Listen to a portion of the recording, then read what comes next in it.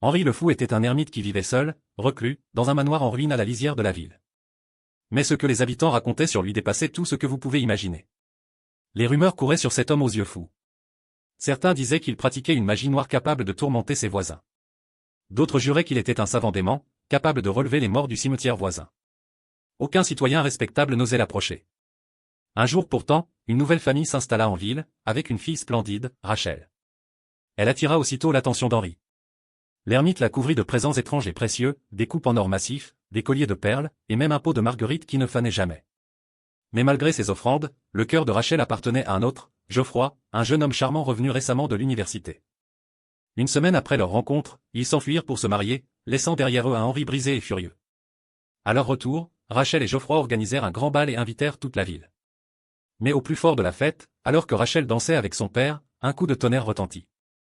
Les portes de la salle s'ouvrirent violemment, laissant entrer un vent glacial chargé d'une odeur de putréfaction. Dans l'encadrement se tenait Henri, les yeux rouges de colère, suivi d'une procession de morts aux orbites flamboyantes. Deux de ces cadavres saisirent Geoffroy et le jetèrent aux pieds de leur maître. Dans un geste brutal, Henri sortit un couteau à lame d'argent et trancha la gorge du jeune marié. Rachel hurla, se jeta vers son époux mourant, et implora. « Tue-nous tous les deux !» Mais Henri la souleva, l'arrachant à son mari, et disparut dans la nuit orageuse, suivi de son armée macabre. Quand les villageois envahirent sa demeure, ils la trouvèrent vide, hormis d'étranges globes lumineux flottant sous les plafonds. Henri s'était volatilisé, avec Rachel. Les recherches durèrent des jours, mais sans résultat.